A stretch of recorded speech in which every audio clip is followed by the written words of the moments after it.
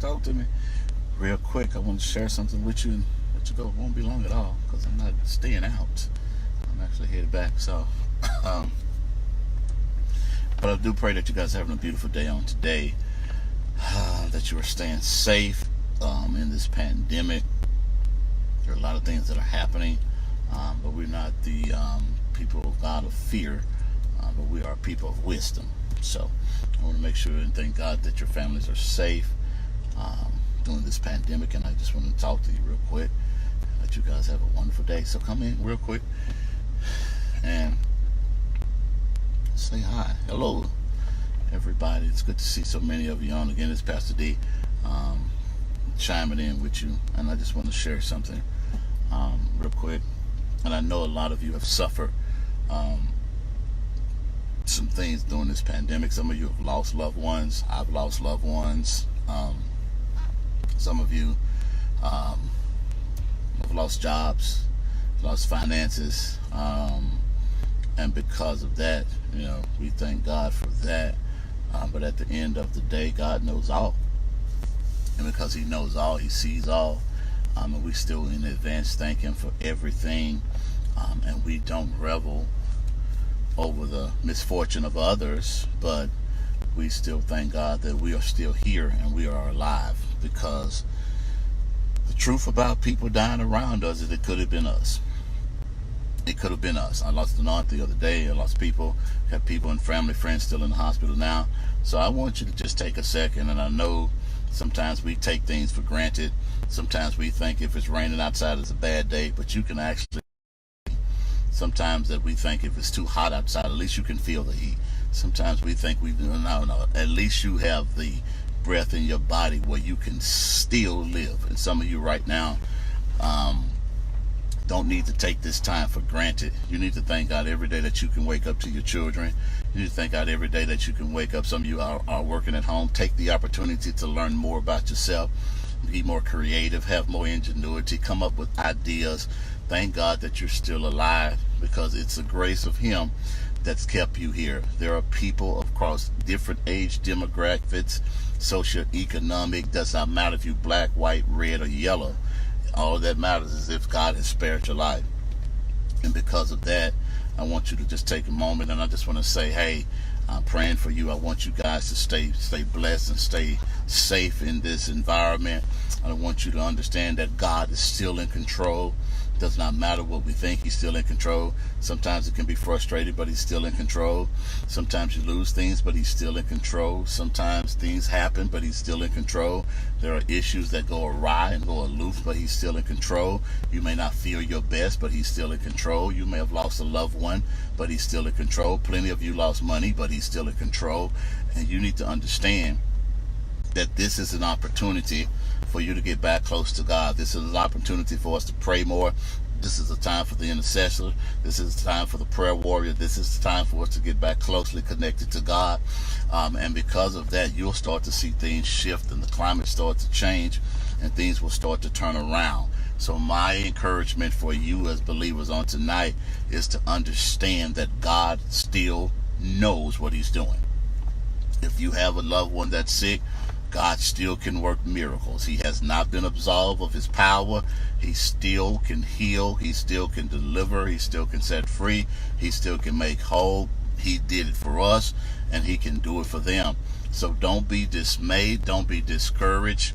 Don't be frustrated in this season. I implore you to rest tonight, because God has this in control. Stop crying about it, because He has this in control.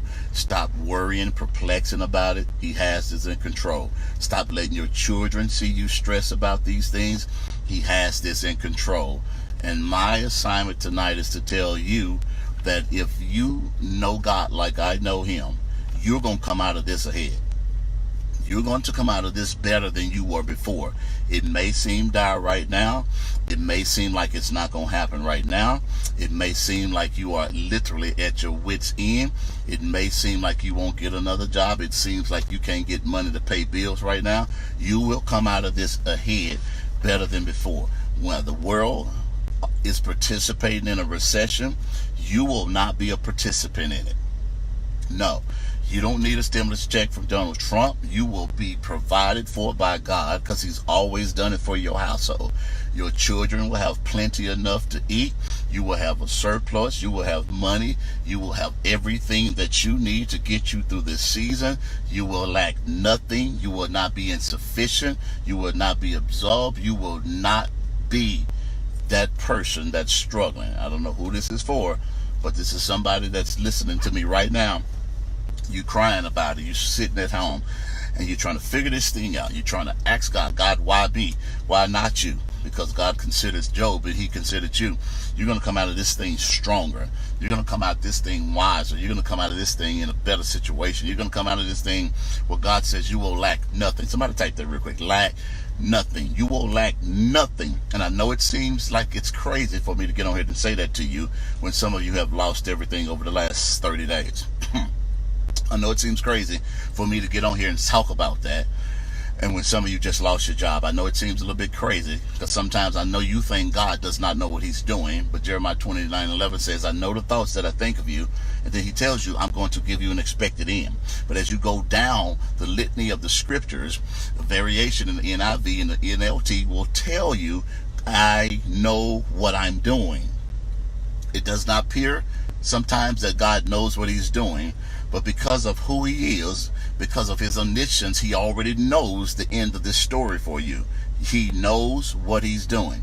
He knows how this is going to turn out. He knows how you're going to come ahead. God said, even if I don't do it, praise him because he's getting ready to do it. God says for many of you that he's making this thing so manageable for you that when you come out of this, it's going to be out of a season of manageability. You're going to walk into a season of prosperity and to a season of overflow. And many of you right now, you're asking God, how am I going to come ahead in a season that's not fruitful? How will I come ahead in a season that's dry? How am I going to come ahead in a season where I don't feel like I've been poured into? I don't feel like I'm being replenished. I don't feel like I'm going to make it. I feel like I'm at the end of my rope. I feel like giving up. Some of you right now, I've had depression, God. I don't know how these things are going to change. I keep asking and praying, God, and it seems like you went on vacation the time I needed you most. And maybe some of you are not in that situation. But what God is trying to put you in a place is this. Now, he's saying, now you have to only lean and depend on me because I've put you in isolation and I've put you in solitude. I've quarantined you from certain influences and certain people and certain connections because you've been so dependent on these people in the presence of me. But now I'm putting you back in the posture where you can only depend on me. You can only pray to me. I can only do this for you because now when you come out of this, I will not let people take the credence and the credit for the glory I'm getting ready to reveal for you. I don't know if this is for anybody. And because of that glory I'm getting ready to reveal for you, nobody will ever be more paramount in your life than God. Nobody will ever be able to take his place like God can do it. Nobody will be able to bail you out. And what God does in this season, he puts you in a place where he says you can no longer be codependent on man. You have to solely depend on me. And this has caused some of you to pray more than you've ever prayed in your life.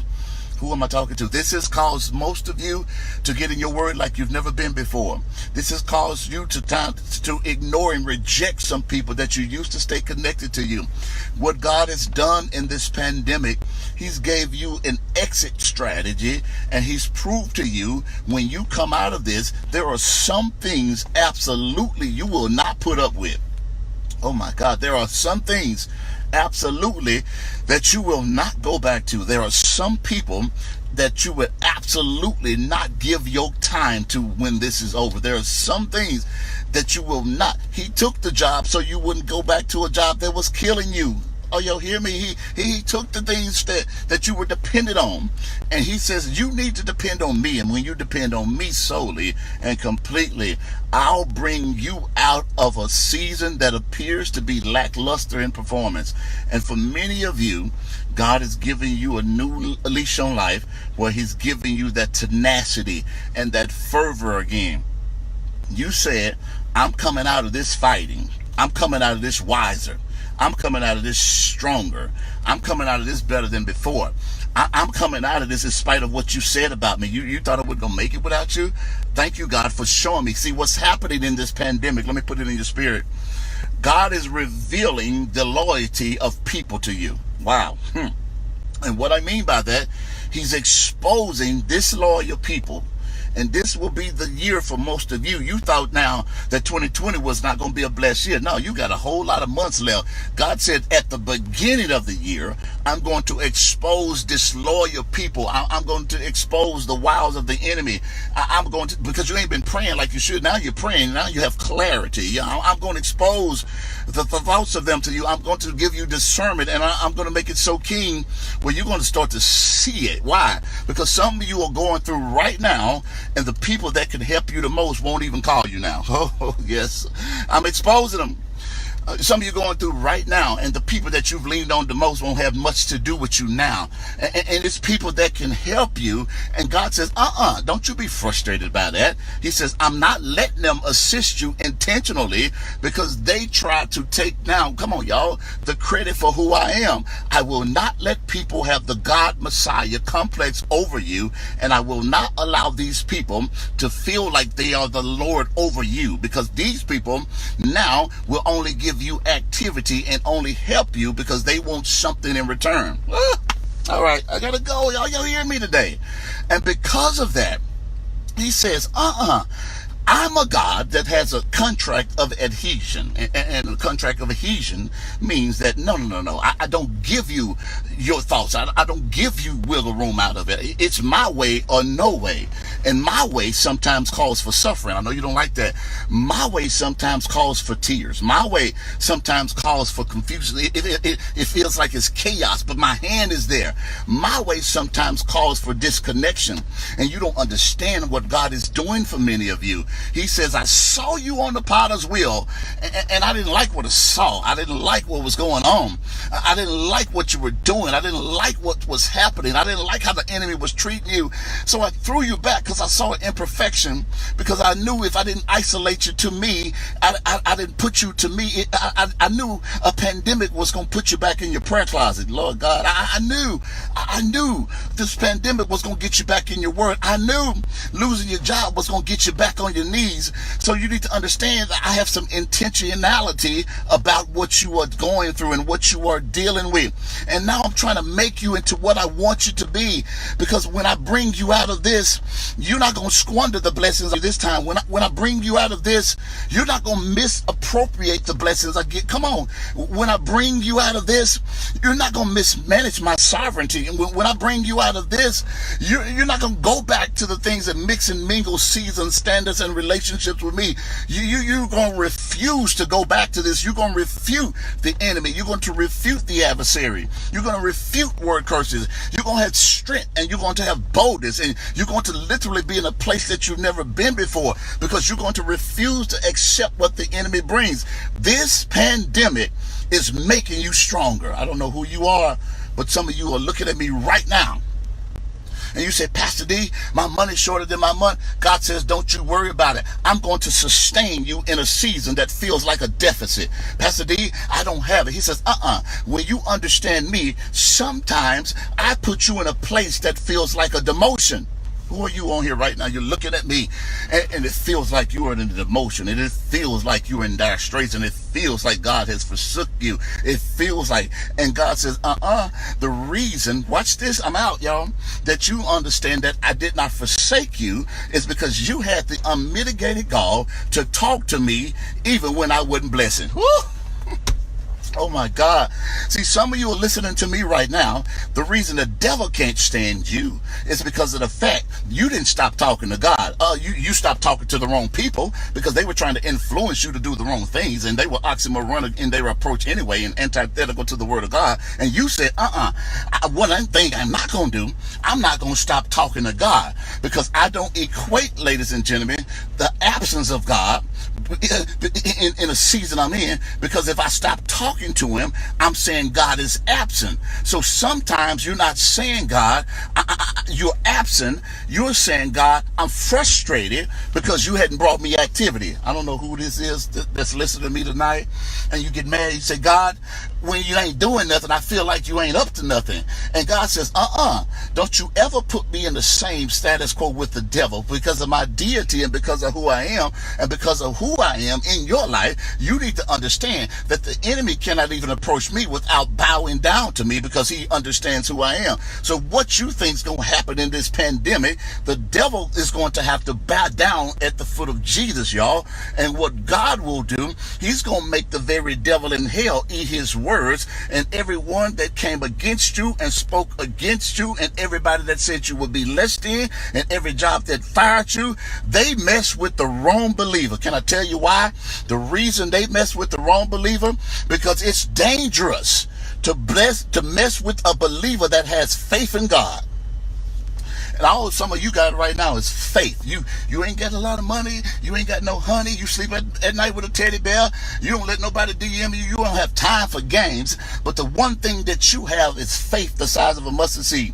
And you said to God, you said, you know what, God? You said, I ain't going to, oh, no. I ain't walking up no mountain. I'm speaking to the mountain to move and get out of my way. And then I got the nerve to talk like Caleb and say, Lord, give me my mountain. Can I tell y'all what's getting ready to happen? I'm out of here.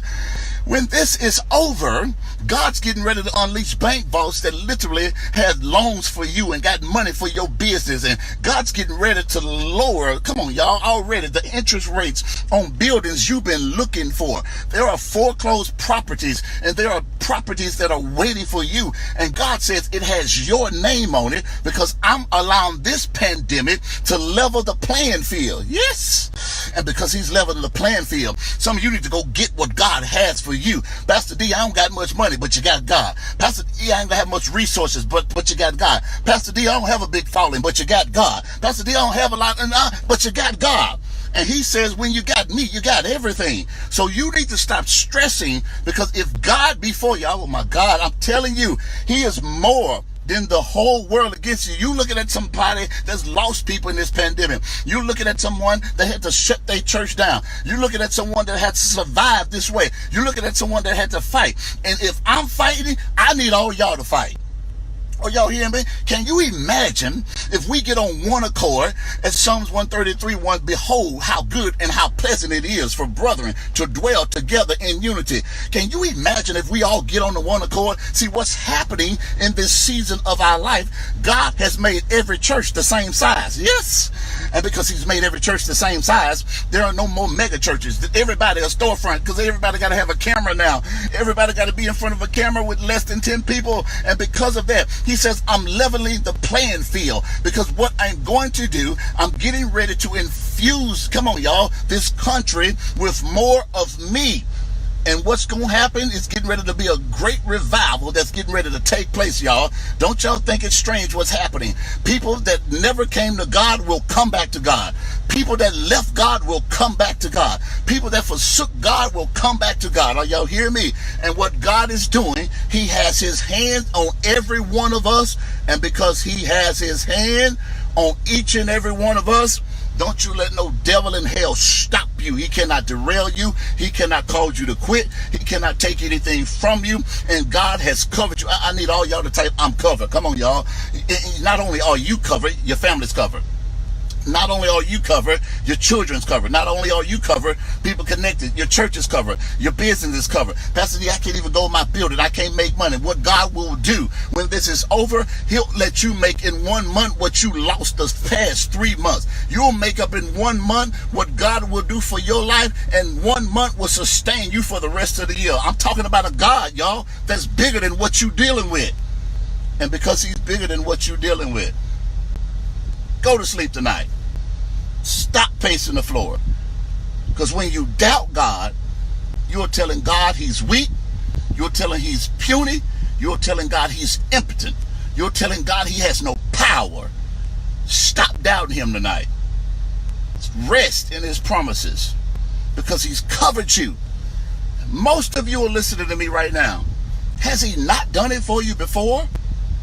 Has he not made a way for you before? Has he not healed you before? And the three Hebrew boys said, even if he don't do it, I know he still can. So tonight, get you some rest. Stop worrying and stop complaining, because you are covered. And I'm telling some of you how God works. God will put a direct deposit in your account tonight to make yourself go to bed and say, I got you. God will send something in the mail and wipe it off, y'all, because it's coronavirus, or that stuff is real. And he'll send people to bless you unaware. I'm just saying, some of you right now, when this is over, people are watching how you holding up. And I know some of you are frustrated. Can I tell you why you're frustrated? Some of you are frustrated because you got to be the strength for everybody. Who am I talking to? Who are you? You're frustrated because you got to be there for everybody. You're in a pandemic and you're still trying to take care of everybody. You don't even know how you're going to keep your lights on. You're trying to take care of their problems and their children and keep them fed. So some of you, you are struggling because of your heart. Lord God, because of your heart. It makes you upset because of your heart, your good nature, your good intentions. You don't know how to tell people no. You don't know how to walk away. You're just good to everybody, and people sometimes mismanage your good heart. And then they think if you don't do it, they got the unmitigated God to speak against you because you didn't do it to their appealing, or you didn't do it fast enough. So some of you are in that precarious situation that you are so frustrated because you have to be the strength for everybody. And because you got to be the strength for everybody, nobody really been the strength for you, because ain't nobody really checked on you in this pandemic. Everybody think you got it together. Nobody's texted you in this pandemic. They think you got everything together. Nobody's called you in this pandemic. They think you got it together. And then God says, you know what? I will sustain you and I will lift you up. And because I'm lifting you up, I'm going to lift you past some people that didn't even check on you, some people that didn't even care about you. I'm proving to you that I got your back. I'm proving to you that I'm there for you. I'm proving to you that I will sustain you. I'm proving to you that I will cover and keep you. I'm proving to your family that I'm here for you. I'm proving to you. Have I not proved to you? But sometimes what frustrates you now is the people that you were there for the most are nowhere to be found. And if I had to use an analogy that I just used when on Periscope, I'll tell y'all this. Jesus was getting ready to go and be crucified. And he's dealing with disciples, and the disciples that he deals with can't even pray with him an hour. Jesus is now frustrated. Can I tell you why? He's so frustrated because he's pulled all these men off of his job, and they followed his ministry, and they've never lacked since they've been with him. Yes. And he's so frustrated because of the fact now I come down and I'm getting ready to walk the most dire time of my life, and y'all can't even pray with me. But when you needed something, I was always there for you. You were in a deficit, disciples, and I told you to cast your net to the other side. You poured in the biggest haul that you've ever poured in your life because of me. I told you to go pull a coin after fish's mouth to pay your bills and pay mine. I paid your debt off, and you can't, oh my Lord, you can't even pray with me? So I'm hypostatic in who I am, but right now, the spirit ain't talking, the flesh talking. I don't know who you are, ladies and gentlemen. The reason some of you are frustrated because people keep forgetting. Oh my God, people forget that you love God, but you got another side to you. And he goes up that mountain, he talks to Peter, and he says, Peter, Satan has asked for you that he will sift you as wheat, but I pray for you that your faith would not fail. When you are strengthened, when you are repentant, go back and get your brother. He says, Peter, he says, one thing about you, I just called you Simon because Simon is the other side of you. See, people make the mistake and they don't understand that you love God, but you got some Simon in you. Who am I talking to? And that Simon in you want to retaliate. And God challenges your Simon, and he says, because you want to go off, you can't go off like you want to go off, Simon, because vengeance is mine. And every now and then you become frustrated with God because you say, God, the Simon in me wants to speak out because I'm tired of being a bigger person. I ain't talking to nobody, I guess. The Simon in me wants to come out because I'm tired of doing everything right. The Simon in me has a right to defend myself because I'm tired of people stepping on me. The Simon in me has a right to go back and meet him in the parking lot because I'm sick of this. The Simon in me saw all the message subliminally. The Simon in me saw them didn't do anything for my family, but they got the nerve to talk against me. The Simon in me wants to go back. And God says, your Simon cannot, watch me, stop the destiny that I have for you. I'm out of here. Watch me. He says to him, I prayed for you that your faith would not fail. Strengthen your brothers. Check me out. I'm out of here, y'all. Then Jesus goes to the place in his life where he says, Simon, I gotta die for people that don't even like me. I gotta die for people that don't even love me. I gotta die for people that can't even stand me. So I'm in a season of my life, Simon. Well, I've dealt with you and I told you, up on this rock I build my church, and the gates of hell shall not prevail against it. Matthew 16, y'all know that. Y'all went to Sunday school. But I'm dealing with this other side of you. But I'm sick of dealing with this other side of you, Simon, because you keep micromanaging my emotions. And all I'm saying tonight, ladies and gentlemen, you are too anointed to allow people to micromanage your emotions in this season. Get what God has for you and stop letting these people talk you out of your destiny and your purpose. Because there are some people who mean you good and mean you well, but they will talk you out of what God has for you, because if you go through and they bail you out, they become your God and take away from his sovereignty. Jesus. Okay, I love y'all. And God says, I refuse to let any God be before me. You will not be codependent on them in this season. They will not pay your bills in this season. They will not bail you out in this season, because I will never diminish my glory based on what you want superficially. Because of the capabilities of who I am and the characteristics of who I am, I'm holy. And because I'm holy, I don't know how to lie to you. Because I'm holy, I don't know how to disappoint you. Because I'm holy, I said you will have life and life more abundantly. Because I'm holy, I don't know how to act like the people that's disappointed you. Because I'm holy, ladies and gentlemen, I'm unique in everything that I do. And because I'm unique in it, what you were going through was designed for you. Stop crying. Stop being frustrated. Stop being upset, because God knows why he got you in this. And if he don't bring you out of it, then he goes against his own character. And because he cannot lie, he will not go against what he already promised. I love y'all. I'm out of time, but not out of word. Y'all share this to your wall. Bless somebody. Encourage somebody. You're not in this by yourself, because God's going to bring us out of it. I love you all. Follow me. Y'all be good.